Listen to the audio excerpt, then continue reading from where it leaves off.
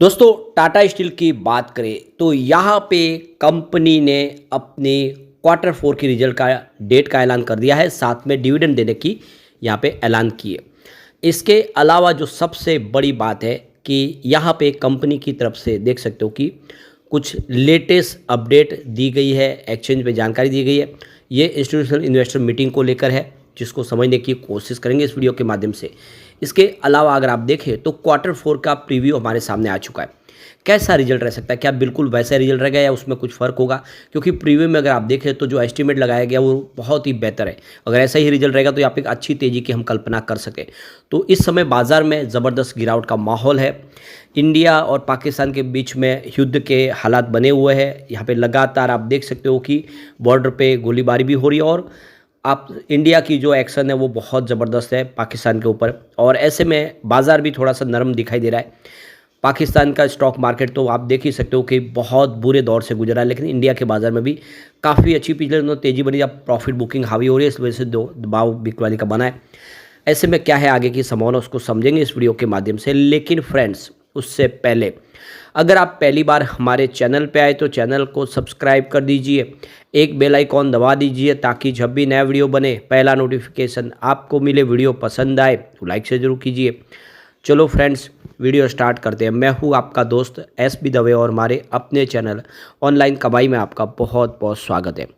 तो सबसे पहले BSE सेंसेक्स की बात कर ले तो 79,452 के स्तर पे अभी इस समय आपको दिखाई देगा, जहाँ पे 882 पॉइंट की ज़बरदस्त गिरावट है, यानी 1.10% डाउन है BSE सेंसेक्स। अब शुरुआत जो आप देख सकते हो कि 80,000 के स्तर पे हुई थी लगभग, वहाँ से अभी समय गिरावट काफ़ी बड़ी है।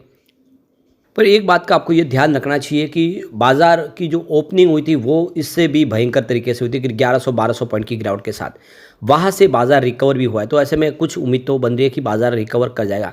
आज निफ्टी मेटल में भी गिरावट है, 8406 के स्तर पे 0.26% की गिरावट है। और नतीजा है कि टाटा स्टील में भी गिरावट देखने को मिल रही है। तो स्टॉक इस समय 142 के आसपास ट्रेड कर रहा है, जहाँ पे 0.92% की गिरावट है, लगभग 1% के आसपास की गिरावट है। अब जो बड़ी अपडेट निकल के आ रही है, टाटा स्टील ने जो एक्सचेंज को जानकारी दी नोटिस के माध्यम से कल, जिसमें आप देख सकते हो कि यहाँ पे कंपनी की एनालिस्ट इंस्टीट्यूशनल इन्वेस्टर मीटिंग होने जा रही है।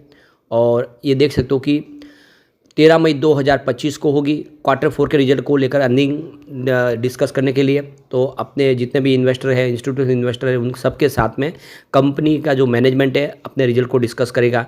जो भी इसके अंदर रिजल्ट के अंदर क्या है उन्होंने अचीव किया उसकी जानकारी देगा। तो इसकी ही लेकर इस यहाँ पे एक्सचेंज को जिसके नोटिस के माध्यम से जानकारी दी गई है।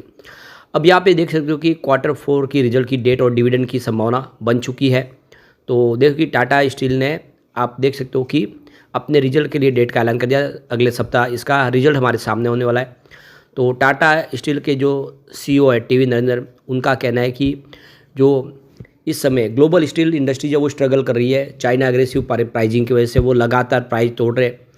और लेकिन फिर भी अगर आप देखें तो इंडिया के अंदर डिमांड काफ़ी अच्छी है। इंडिया के बाज़ार में मेटल की इस समय जो खपत है उस हिसाब से टाटा स्टील को उसका जो निगेटिव असर ज़्यादा देखने को नहीं मिलेगा। तो भले ही चाइनीज़ कितनी भी कोशिश करे, लेकिन इंडिया के बाज़ार में टाटा स्टील के लिए मजबूत स्थान बना हुआ है। तो अब यहाँ पे देख लो कि फाइनेंशियल 2025-26 की तरफ देखें तो यहाँ पे इस सेक्टर में आउटलुक है वो पॉजिटिव बना हुआ है। और कंपनी अब जल्द ही हमारे सामने क्वार्टर फोर का रिजल्ट डिक्लेयर करेगी और साथ में कंपनी डिविडेंड भी देने जा रही है, यानी कंपनी के बोर्ड मीटिंग जो होगी उसमें डिविडेंड का ऐलान भी किया जाएगा। इसकी जानकारी ऑलरेडी एक्सचेंज को दे दी गई है।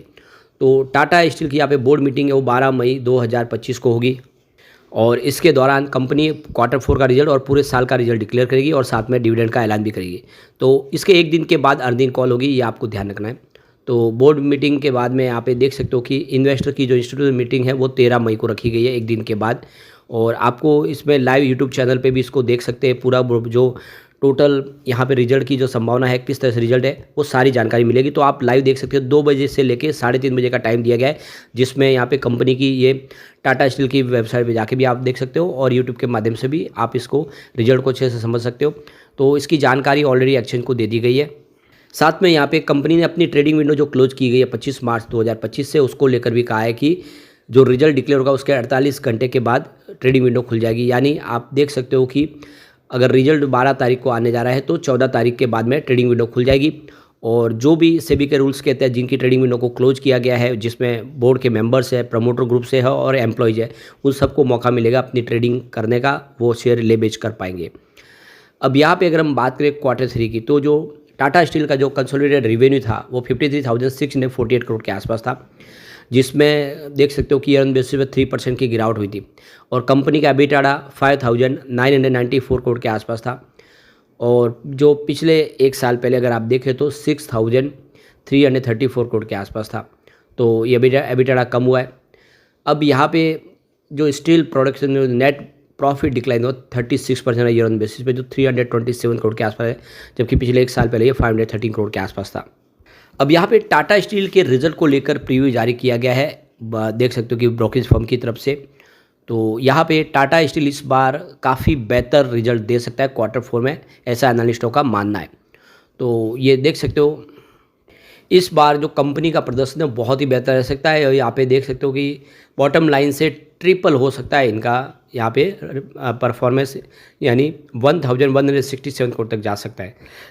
तो एनालिस्टों का कहना है कि स्टील प्राइस में जो मूवमेंट अच्छा देखने को मिला, इसका असर देखने को मिला है, एबिटाडा जो है पर टन के हिसाब से बेहतर रह सकता है, क्योंकि जो कॉस्ट है वो लो रही है।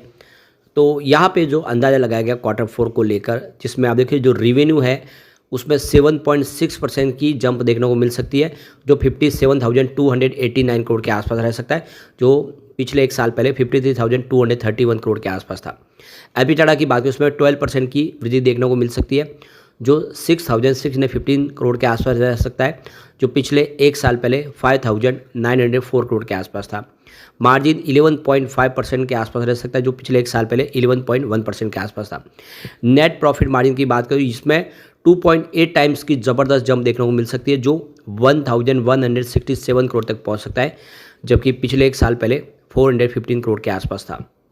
तो कंपनी को बहुत भारी प्रॉफिट हो सकता है इस बार, ऐसा अंदाज़ा लगाया गया है एनालिस्टों की तरफ से। तो ब्रोकरेज फर्म नोमा रिसर्च और कोटक सिक्योरिटीज़ के हिसाब से जो एबिटाडा पर टन के देख सकते हो कि वो 9% से 13% क्वार्टर बेसिस पे वृद्धि दिखा सकता है। और यहाँ पे इंडिया का जो बिजनेस का जो एबिटाडा है वो 12,300 रुपये से लेके 12,800 पर टन के हिसाब से रह सकता है। एनालिस्टों का ये भी कहना है कि यूके का जो बिजनेस है टाटा स्टील का, उसमें एबिटाडा लॉस रह सकता है इस बार भी, और लेकिन लॉस में पिछली बार के मुकाबले कुछ कमी आ सकती है। तो यहाँ पे जो अंदाज़ा है वो रिजल्ट बहुत ही बेहतर है, ऐसे में हम कह सकते हैं कि आने वाले समय टाटा स्टील इसी रिजल्ट के हिसाब से अगर आता है तो धमाका बड़ा कर सकता है, और साथ में शानदार डिविडेंड की कल्पना भी हो रही है। तो ऐसे में एक बहुत अच्छा इस समय मौका दिखाई दे रहा है। रिजल्ट के पहले प्रदर्शन इसका काफ़ी ठीक लग रहा है, और स्टॉक इस समय इस लेवल पर मजबूत भी लग रहा है। लेकिन फ्रेंड्स, कोई भी इन्वेस्टमेंट करने से पहले अपने फाइनेंशियल एडवाइजर से एडवाइस ले ले, या अपना खुद का रिसर्च करें, क्योंकि मैंने वीडियो आपके एजुकेशनल पर्पज़ के लिए ही बनाया। वीडियो पसंद आए तो लाइक से जरूर कीजिए और चैनल को सब्सक्राइब कर दीजिए। Thank you friends.